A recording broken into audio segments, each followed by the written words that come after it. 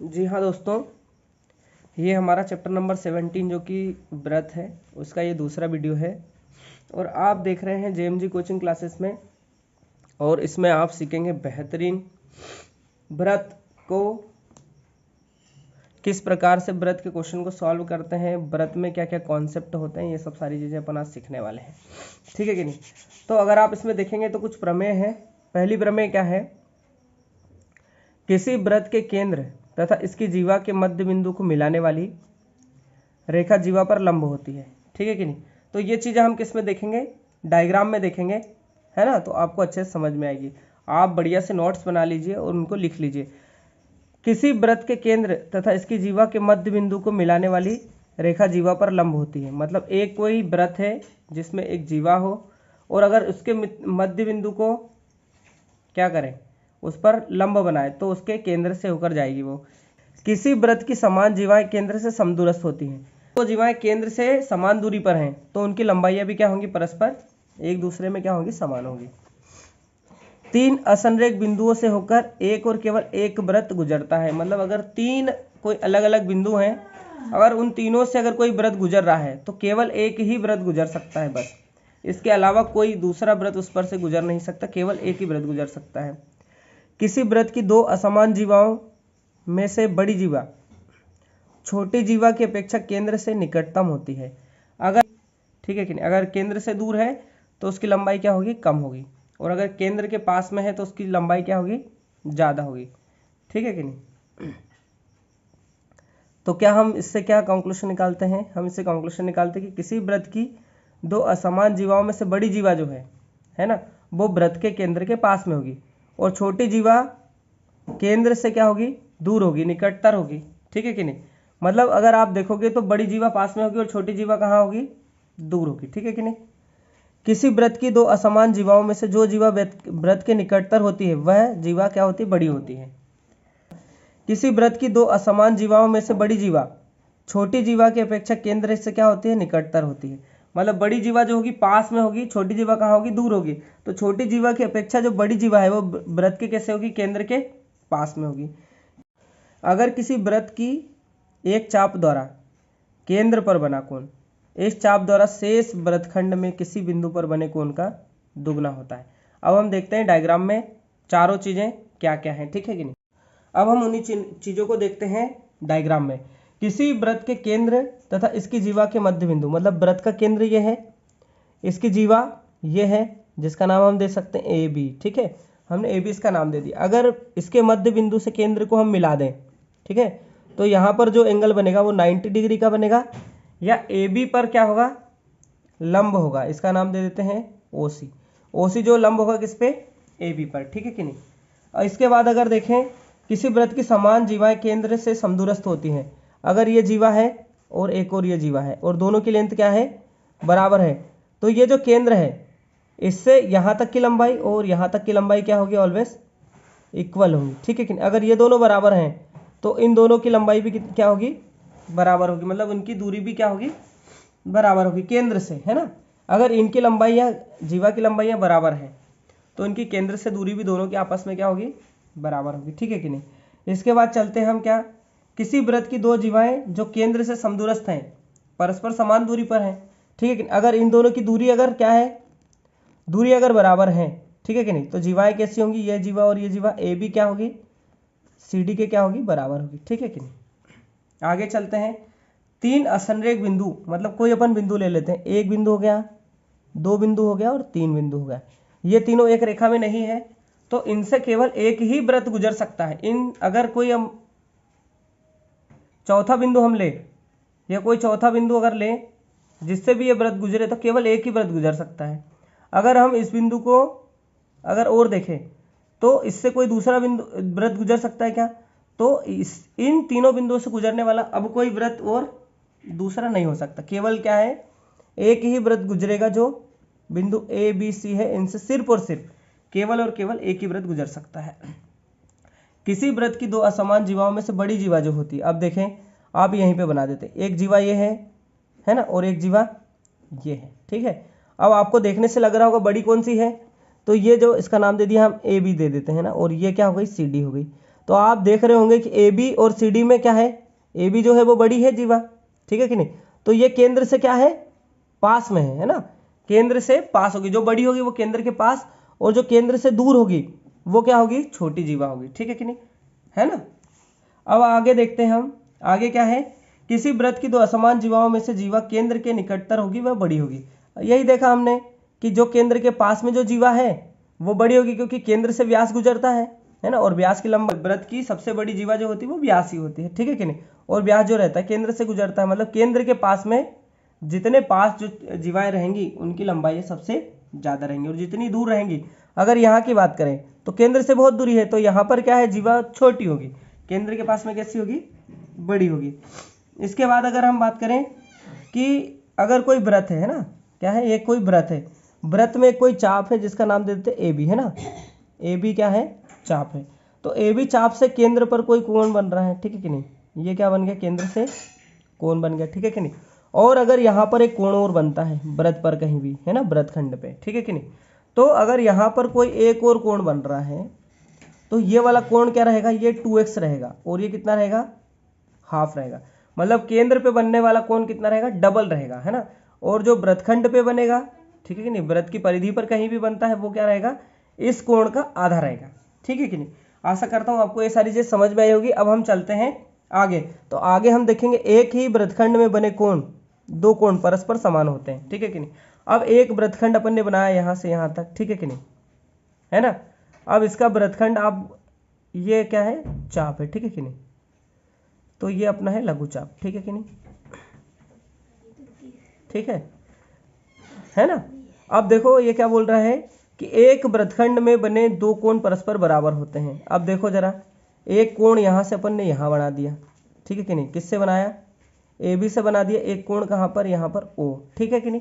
और इसी A B से अगर हम कहीं पर भी एक और दूसरा कोण बनाएंगे, जैसे हमने यहाँ पे बनाया पी बनाया, तो ओ और पी आपस में क्या होंगे, ओ और पी आपस में बराबर होंगे, क्योंकि ये एक ही वृत्तखंड पर बने कोण है, ठीक है कि नहीं, है ना। और इनका मान जो रहेगा वो दोनों आपस में क्या रहेगा, अगर ये वाला x आया तो ये भी कितना आएगा, x आएगा, ठीक है कि नहीं।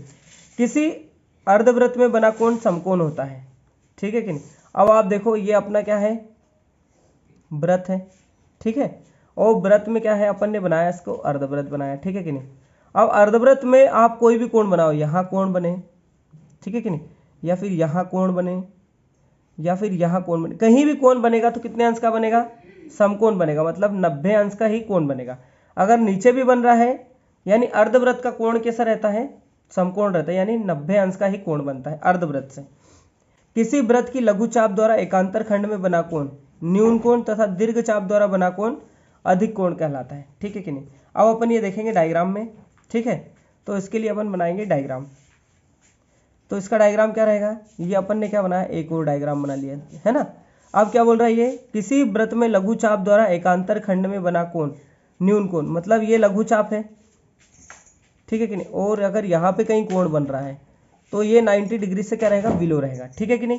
और अगर दीर्घ चाप द्वारा बना कोण क्या होगा, अधिक कोण होगा। अब देखो दीर्घ चाप अपन बनाए इसमें, ठीक है कि नहीं, तो दीर्घ चाप अपनी क्या है, ये दीर्घ चाप है। और अगर यहाँ पर कोई कोण बने, ठीक है, यहाँ पर ये कोण बना, ठीक है कि नहीं, या इसको ऐसा भी कर सकते, तो इधर का कोण जो रहेगा वो क्या रहेगा, अधिक कोण रहेगा, उधर का कोण कौन सा रहेगा, न्यून कोण, ये 90 से कम रहेगा, और ये 90 से क्या रहेगा, ज़्यादा रहेगा, ठीक है कि नहीं, है ना। 90 मतलब ज़्यादा रहेगा, इस एंगल की वैल्यू 90 ज़्यादा है, 90 से कम रहेगा, ठीक है। और ये नीचे वाला क्या रहेगा, 90 से क्या रहेगा, ऑलवेज ज़्यादा रहेगा, ठीक है कि नहीं, है ना। और चलते हैं आगे, अगर हम देखें तो एक चक्रीय चतुर्भुज के सम्मुख कोणों का योग कितना होता है, 180 अंश होता है, ठीक है कि। यदि किसी चतुर्भुज के सम्मुख कोणों का योग 180 अंश हो तो एक चक्रीय चतुर्भुज कहलाता है, मतलब चक्रीय चतुर्भुज के सम्मुख कोणों का योग 180 अंश होगा। और अगर दो कोणों का योग आमने सामने के सम्मुख कोण है उनका योग अगर 180 अंश हो जाता है तो वो चतुर्भुज जो रहेगा वो चक्रीय चतुर्भुज रहेगा। प्रत्येक चक्रीय चतुर्भुज समांतर चतुर्भुज एक आयत होता है। अगर कोई चक्रीय चतुर्भुज है और वो समांतर है, ठीक है कि नहीं, चक्रीय चतुर्भुज है और समांतर है, तो हम उसको किसकी श्रेणी में रखेंगे, आयत की श्रेणी में। ऑलवेज क्या रहेगा, वो आयत रहेगा। यदि किसी चतुर्भुज की एक भुजा बढ़ा दी जाए तो इस प्रकार बना ब्रह्मकोण इसके अभिमुख अंतःकोण के बराबर होता है। जी हाँ, देखिए जैसे हमारा ये क्या है, वृत्त है और इसमें हमने क्या बनाया, एक चक्रीय चतुर्भुज बना दिया। ठीक है, ये हमने क्या बना दिया, एक चक्रीय चतुर्भुज बना दिया। ठीक है कि नहीं, और इसकी एक भुजा को क्या कर दिया, हमने बढ़ा दिया। ठीक है, इसका नाम देते हैं हम क्या, ए बी सी डी, और इसका नाम दे दिया क्या, ई।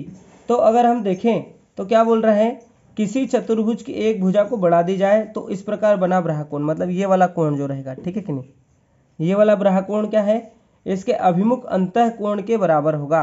मतलब कौन सा है, तो इसके अभिमुख अंतःकोण कौन सा है, ये वाला है। ठीक है कि नहीं, कौन सा है, ये वाला है ना, एंगल जो अपना बी है। तो ये अगर x है तो ये भी कितना होगा, x होगा। ठीक है कि नहीं, इन दोनों की वैल्यू ऑलवेज क्या रहेंगी, बराबर रहेंगी। इन सर्कल ऑफ ए ट्राइंगल है ना, यदि कोई वृत्त एक त्रिभुज की तीनों भुजाओं को स्पर्श करे, जैसे ये त्रिभुज है, ये वृत्त है, ये त्रिभुज की तीनों भुजाओं को, 1 2 3 तीनों भुजाओं को क्या कर रहा है, टच कर रहा है, तो अंतःवृत्त कहते हैं उसको। ठीक है कि नहीं, अंतःवृत्त के केंद्र को अंतः केंद्र या इन सर्कल कहते हैं। मतलब ये जो वृत्त है इसका केंद्र जो रहेगा इसको ही बोलेंगे क्या, इन सेंटर। ठीक है कि नहीं, किसी वृत्त की स्पर्श रेखा स्पर्श बिंदु से होकर जाने वाली त्रिज्या पर लंब होती है। मतलब जैसे देखें ये वृत्त है, क्या है, वृत्त, तो अगर हम इसकी बात करें क्या है, ए बी की, तो ए बी इस वृत्त पर क्या है, एक स्पर्श रेखा है, और ये जो बिंदु डी है ये क्या है, स्पर्श बिंदु है। तो अगर स्पर्श बिंदु से हम क्या करें, केंद्र को हम मिला दें तो ये जो है 90 अंश का कोण बनाते हैं। ठीक है कि नहीं, मतलब स्पर्श रेखा जो है वो केंद्र पर क्या होती है ना, स्पर्श बिंदु पर क्या होती है, लंब होती है। केंद्र से मिला दें उसको तो क्या बनेगा, वो लंब बनेगा। ठीक है कि नहीं, और यहाँ से यहाँ तक अगर मिलाएं तो क्या है, ये त्रिज्या है। ठीक है, केंद्र से परिधि तक की दूरी को बोलते हैं त्रिज्या। तो ए बी जो है डी ओ जो है ना, ए बी पर क्या है, लंब है। ठीक है कि नहीं, और ए बी लंब होगी किस पे, डी ओ पे। ठीक है कि नहीं, सेम बात है, त्रिज्या पर लंब होती है और त्रिज्या क्या है, डी ओ है ना। मतलब ए बी जो है वो त्रिज्या पे भी लंब है और ए बी पर जो है वो त्रिज्या भी लंब है। ठीक है कि नहीं, दोनों चीज़ें आपस में क्या है, लंब है एक दूसरे पर। वह रेखा जो त्रिज्या के अंतिम सिरे से होकर जाती है, ठीक है कि नहीं, तथा त्रिज्या पर लंब है, वृत्त की स्पर्श रेखा कहलाती है। मतलब वह रेखा जो त्रिज्या के अंतिम सिरे से होकर जाती है, मतलब त्रिज्या है ये है, इसके अंतिम सिरे से होकर जो भी रेखा जाती है उसको बोलते हैं स्पर्श रेखा। अब ये ओ डी जो है त्रिज्या है, डी जो है त्रिज्या का अंतिम बिंदु है, इससे ए बी जा रही है तो ये क्या होगी, ए बी जो होगी स्पर्श रेखा होगी। ठीक है कि नहीं, और अगर देखें हम किसी ब्राह बिंदु से वृत्त पर खींची गई दो स्पर्श रेखाओं की लंबाइयां बराबर होती हैं। ठीक है कि नहीं, अब देखो ये जो है ए बी स्पर्श रेखा है और एक स्पर्श रेखा क्या है, ए सी है। स्पर्श बिंदु इधर एफ है, इधर क्या है, डी है। ठीक है कि नहीं, तो आप देखोगे ये बिंदु ए है, इससे ये एक स्पर्श रेखा खींची गई है और एक स्पर्श रेखा ये खींची गई ए सी। तो ए से लगा के एफ तक की जो दूरी है, ए से लगा के एफ तक की, यहाँ तक की, ठीक है कि नहीं, वो ए डी के क्या होगी, बराबर होगी। ए डी बराबर होगी किसके, ए एफ के। यानी स्पर्श रेखा से अगर कोई बिंदु है ना, उससे वृत्त पर स्पर्श रेखा खींची जाती है तो ब्राह बिंदु से स्पर्श बिंदु तक की जो लंबाई है वो क्या होती है, बराबर होती है। ठीक है कि नहीं, अगर दो स्पर्श रेखा है तो दोनों की लंबाइयाँ क्या होंगी, बराबर होंगी। ठीक है कि नहीं, अब एक स्पर्श रेखा ये है, एक स्पर्श रेखा ये है, दोनों की लंबाइयाँ क्या होगी, बराबर हो गई।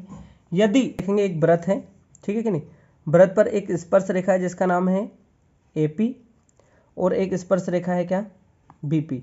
तो आप देखेंगे ऐसी कंडीशन में क्या होता है, पीए जो रहती है वो पीबी के क्या होती है, बराबर होती है। मतलब ये वाली स्पर्श रेखा जो है वो इस स्पर्श रेखा के क्या होगी, ऑलवेज बराबर होगी। ठीक है कि नहीं, हाँ।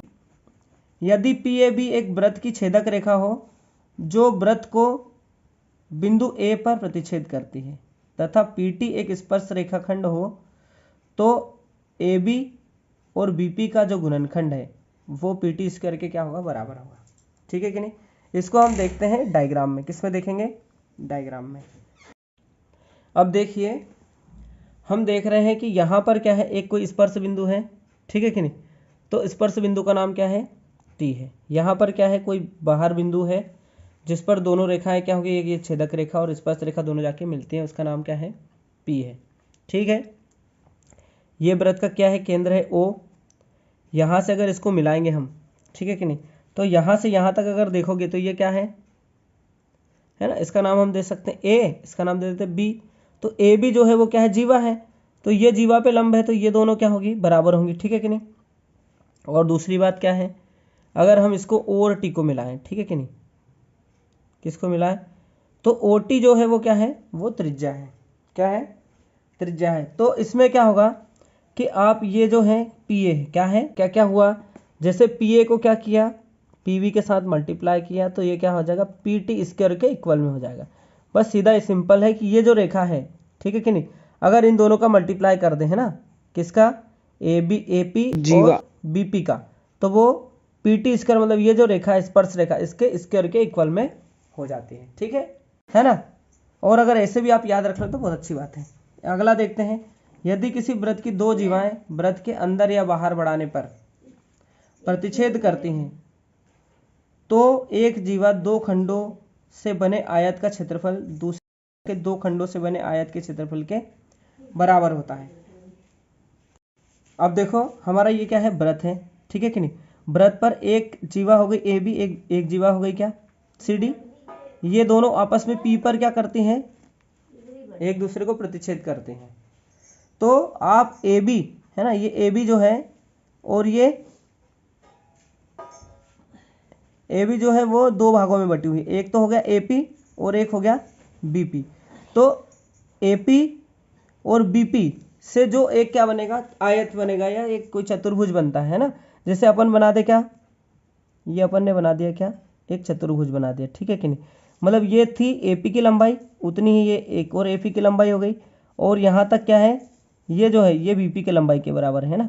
तो ये किसके बराबर है, BP, ये BP की लंबाई हो गई, ये भी BP की लंबाई हो गई, ये AP की लंबाई हो गई, और ये भी क्या हो गई, AP की लंबाई। तो इससे एक आयत बन जाएगा। इसका जो क्षेत्रफल है वो ये जो रेखा है कौन सी, CP है ना, और क्या है DP, इससे एक आयत बनेगा। तो बना लो इससे भी आयत। तो ये क्या है, CP की लंबाई हो गई, नीचे भी CP की लंबाई के बराबर एक और लंबाई हो गई, और इधर क्या हो गई, DP की लंबाई हो गई, इससे भी एक आयत बना। तो ये वाला आयत जो है इस आयत के क्षेत्रफल के क्या होगा, बराबर होगा। ऐसे ही अगर देखें, ये अंतः जब प्रतिच्छेद बिंदु अंदर हो, ठीक है कि नहीं, वृत्त के अंदर हो तब की बात है। लेकिन अगर प्रतिच्छेद बिंदु बाहर की तरफ है तो क्या करेंगे,